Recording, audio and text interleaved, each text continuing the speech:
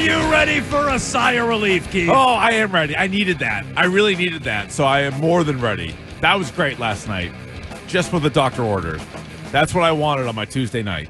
We were bracing for 6 days of hell. Yeah, now listen, we're not completely out of the woods just yet. No. This thing isn't over. But man, that was huge. They desperately needed that one. Last night is exactly what they needed. Maybe short of the Guardians winning. They probably didn't need that. Well, the Guardians are never going to lose again, so I think we should just get that through our assume six they're going skulls. to take a playoff spot. Good and point. It's really the Tigers and the Astros that we need to look at now. So late night, maybe you didn't see it. The Astros wound up losing again to those pesky Sacramento A's. That's a good A's team playing spoiler right now. Red Sox, and it was a bit of a roller coaster in the middle innings. It probably looked like an easier win in retrospect than it actually was, but they win 4-1 over the Blue Jays, who are struggling. Jays are only a game up on the Yankees. Yeah, look out. In the AL East. The Blue Jays and the Tigers were just cruising for the longest time, and now, wait a minute.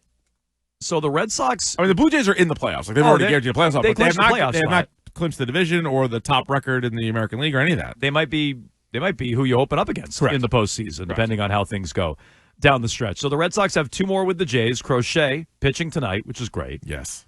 Then they wrap up with 3 against the Tigers, who are terrible right now. Oh, perfect. Their magic number with the Astros is down to 3, which means any combination of Red Sox wins and Astros losses that add up to 3, they're into the playoffs. Their magic number is 4 against the Guardians and 5 against Detroit. They will not hold a tiebreaker against Detroit unless they sweep them, and if they do, the tiebreaker really won't come into play. So the Red Sox could lose out, and Houston could go 2-3, and the Red Sox would make the playoffs. Correct. There you go. Correct. Yeah. You technically, based on I what went down last love that. night, You wouldn't feel great about it starting the wild card round, but that could happen. And even the Astros, I don't know if it's even a guarantee they go 2-3 the way they've been playing. No. You know? So yeah, you feel last night a lot of things went your way. The win itself obviously was huge and a big step forward because you knew these games were going to be so critical, and it felt like each one was going to be like a playoff game. So you're sort of like getting ready for the playoffs with games that matter to this degree. They win, and then, you got some help. You knew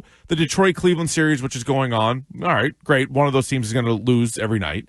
And then, late last night, waiting on Houston, that was awesome. That's great. And so now, like, they could clinch a spot by, Thursday? Right? Yeah, by the end of the series in Toronto, which, by the way, Sky Dome looking sweet last night. They kept showing those cutaways with it all lit up. I'm like, man, Sky Dome, Rogers Center, whatever they're called, looking nice.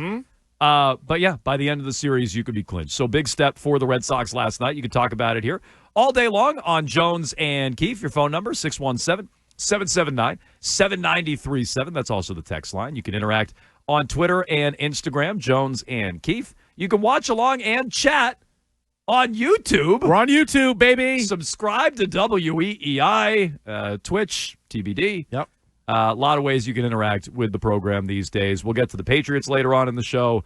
An update, a very interesting update. Yes. On Christian Gonzalez. We're going to talk to Taylor Kyles. Phil Maven covers the Patriots. Yep. He'll break it all down for us. Gets in there. You know, we're dabbling in too many turnovers, too much on Drake May's plate. You go a little bit deeper. He's going to go a little bit deeper, and we need all the help we can get. Good. At 11 o'clock. So that's Taylor Kyles of CLNS. It's a Would You Rather Wednesday. We'll do that at 11:30, plus the hashtag Dork Minute at 11:45. Real busy for you. Oh, and the head coach of the New England Patriots speaks live right around 1 o'clock. What a day. You'll hear that on Jones and Keefe, so stay tuned for it. What was the best part on the field about the win last night? Red Sox got help off the field. Obviously, the win puts them in a much better spot. What do you think was the best aspect of that game last night? Somebody like Nathaniel Lowe coming through the way that he did, and even Lowe. Narvaez. Yeah, right. Mo Lowe and Narvaez. And just, it made me think of different playoff heroes is too strong of a word, but my vocabulary is poor. But like great playoff performers that like aren't stud players, right? Like the years where Steve Pierce, great example, right? He was the World Series MVP for God's sake. So guys like that, I always go back to like Bobby Kilty with like some big hits. I think, like 07, I always mention. I think Kilty. Because you said that one so many times, I now think of that. Yeah, Bobby Kelty. But like you need like your stud guys, right? You need like an Ortiz or a Manny or a Mookie or somebody to sort of like carry the team. Although Mookie was very up and down in the playoffs, but like you need guys like that. But then it's those other pieces that emerge during the postseason, and you're like, holy crap, like, good thing you have that guy. And last night, and this is what the team's going to be dealing with now, ever since they lost Roman Anthony, you're hoping that it's going to be Bregman, Story, Duran. Those are the three like big name players, all-star caliber players you have on the team. But baseball postseason can be pretty crazy, and you could have these these guys out of nowhere. And I'm thinking of like Nathaniel Lowe, who didn't start the year on the team, wasn't even a trade deadline acquisition. Like they picked him up like after the fact, and then he comes through in a game where they didn't score a lot of runs, and he had a couple of big hits, drove in a couple of runs, and he was one of the main reasons why you won the game yesterday. So if you can get contributions from some of these like other guys, that's how you can piece it together and go on a bit of a run. So Nathaniel Lowe, since you brought him up, I actually wasn't going to scratch this itch, but it's another nice move by here we go. Breslow. Yep, Breslow got Lowe. Nathaniel Lowe with the any idea on his but numbers? Like, why was he available just for nothing? Like, right. I don't really get that. I'd imagine. I don't know. Is Washington still on the hook for his? I'd imagine it's a financial thing, but I'll be honest, I don't know the answer. Do you know his numbers with the Red Sox? They're good, right? They got to be real good. 286, 815 OPS, 2 homers, 15 RBIs in not even 30 games. So basically a month's worth of games. That's what he's doing. Right. Yeah, and like he doesn't even, play every day. And so, but when he's out there, he's been pretty productive. It was funny, like a year ago, you had that run where like Dom Smith was able to be really good. Even this year, like we've seen stretches where like not a regular starter, but goes on a nice run, right? And you're like, all right, let's see how long that lasts, I guess. Abraham Toro. Great example. And you're like, all right, that's going to eventually run out. And same thing with Lowe.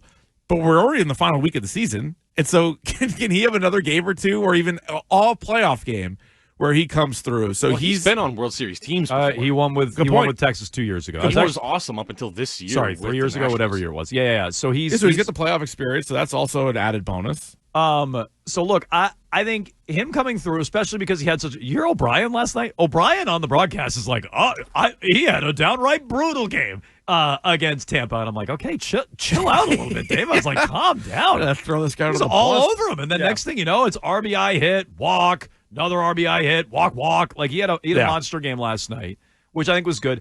I also thought it was really good, and he was involved in this as well.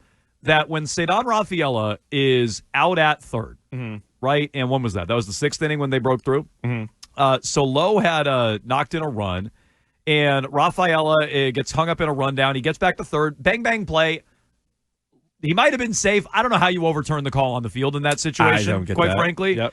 Well, hopefully they'll fix that soon. But Cora decided to – we'll get to that. Cora decided to challenge that, and it didn't go well. And you're like, all right, well, now there's 2 out. It should have been maybe bases loaded with 1 out. And now it's 1st and 2nd with 2 away in a 2-1 game, which didn't feel like enough runs. And you're like, they're going to let Gausman off the hook here, who mostly had pitched very well to that point. And then Narvaez comes through with just a bomb of a double. Like off the bat, I'm like, that thing's a pop out. Yeah. And it carried, and it knocked in 2 more, and they got the breathing room they needed. I thought that showed a touch of resiliency there, which I thought was very promising. Well, because you started to wonder if they were getting like a little bit tight as a team. 100%. We had the comments from Cora about like, hey, let's not talk about October. 100%. And then a guy like Trevor Story has really regressed defensively. Like he's turned it around. He's had a really good season, right? There was a point in time. A mess, and then there was a point in time. He made an incredible play in the hole last night. The jump throw late. Yep. But there was a point in time last night where I'm like, is Trevor Story throwing games? What is this? He was so bad. Those plays defensively were so. The first out of the game for the Red Sox, he short hops a horrible throw. And then I think it was an inning later. I think it was the 2nd or 3rd, whatever it was.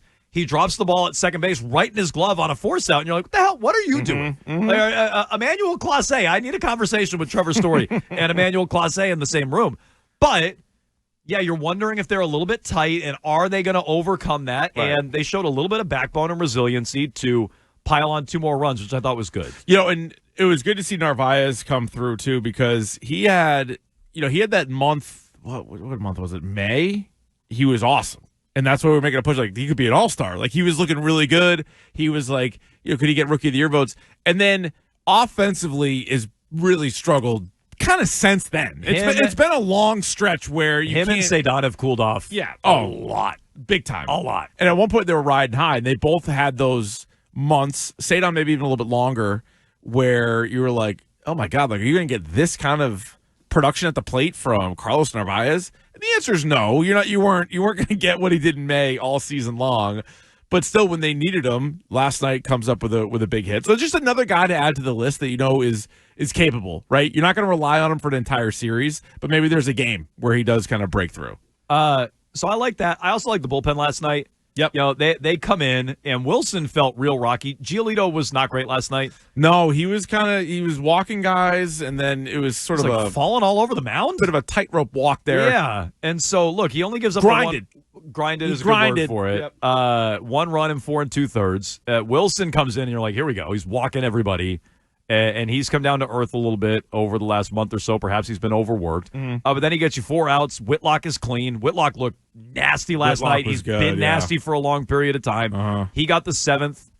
Slayton gets the 8th. Chapman, easy peasy in the 9th. Back on track. Yeah, they get 13 outs. Did they give up a hit? 13 outs, no hits. They did not. Night, and no runs. No, they only allowed 3 hits as a team. They were all to Giolito. So, yeah, the bullpen came in and was all hitless. And really only I think just the one base runner, right? That Wilson walked a guy. That was it. So clean out of the bullpen, and maybe that's starting to come into focus. Whitlock has a little versatility. He can come in earlier for tougher matchups in the 7th. Cora's now done that a little bit recently. Chapman's lights out in the 9th, and if Slayton's going to pitch like he did, all of a sudden you have your answer there too. Yep. Speaking of Cora, he talked about some of the tightness you were discussing and learning these situations down the stretch. It's a young team. They got to learn how to win. Here's the manager after the game. It's important, and we try to talk to them, but sometimes it's not enough. They have to live through it. So big win today, big one. The road trip so far has been a positive one, right? We got the big boy tomorrow on the mound, and we got Bayo the last day. See how it goes, but just keep putting up good at bats. I think offensively, we kind of have found a stroke, a rhythm in Tampa, and today was another good day. Yeah, the big boy on the mound tonight. Huge start for Crochet. Goes without saying, but a huge start for Crochet tonight. So obviously it's not technically a must-win, but yesterday when we were looking at the final 6 games of the regular season. You said they technically don't need to win They again. actually don't need to win again. Yeah. So that's why I don't want to throw a must-win on there. No, but I just feel like, start. yeah, well, you also you're like, this should be his last start to cap off what was an unbelievable regular season. Like, he was awesome. He'll probably be runner-up for the Cy Young, nothing to sneeze at, and then he'll be lined up for game 1 of the wild card round. But if they lose and Houston and Detroit win, or I guess that one's kind of but more Houston. And if Houston wins, you're still in the same spot that you were, but now you're like, all right, you just lost the Crochet game, and what, are you going to have a Harrison game? Like, what's early going to give you? Like, it becomes a little bit dicier, I would say. So, not a must win, but it feels like you can't give away any Garrett Crochet nights. No. And this is the last one of the regular season. Crochet on the year against Toronto is 1-1, 2.13 ERA. Yeah. And 11 strikeouts and 12 1/3. His first start, it was his 3rd start of the year. First start against Toronto was early April. He went 5 2/3, allowed a run, but took the loss in that one through 107 pitches. The other one, though, he crushed them. He went 7 innings, gave up just 2 earned. They won 10-2. Yeah. But both those starts were in April, so it's been a while since he's faced him. Big start for Crochet last night. Since you brought up the Cy Young, yeah, I mean, can he still win it? He can. So Skubal went last night. Skubal maybe, Terp said this before the show. I don't disagree. Skubal might be cooked. You saw him hit Fry in the face last night? That was brutal. And did it deflect off the bat? I don't think so. I couldn't get it. I watched it play a bunch of times. I couldn't tell. I watched it a bunch too. You don't think it hit the bat? I don't. They showed I watched it on Twitter, and so the broadcast didn't re-show it. You know what I mean? So they didn't slow it down because they were this kind of morbid. So I just watched the clip a bunch of times, and it didn't look like he got out of the way at all. It didn't look like it deflected off his helmet at all. So if you missed it, Skubal, David Fry was at the plate for the Guardians, squared around a bunt with runners on base, and just wore a 99-mile-an-hour fastball to the face. And Skubal spiked his hat, spiked his glove. Yeah.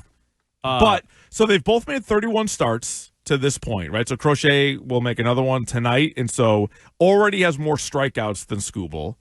Already has 2 more innings pitched than Skubal, so he's going to add to that. He currently has a lower WAR, and obviously, how they look at WAR. His whip is higher, meaning Crochet's whip is higher because he's walked more guys than Skubal has. So, I mean, he has more wins, and I know that's not a stat that everybody looks at when it comes to Cy Young anymore, but his ERA is worse. So right now, Skubal has a 2.21, Crochet has a 2.69. So my guess is Skubal wins it, but a really good start tonight. If he chips away, if he chips away at the ERA a little bit, he'll get first place votes. I just don't know if you'll get enough of them. Yeah, I mean, look, and I wouldn't say Crochet's been lights out his last couple of starts either.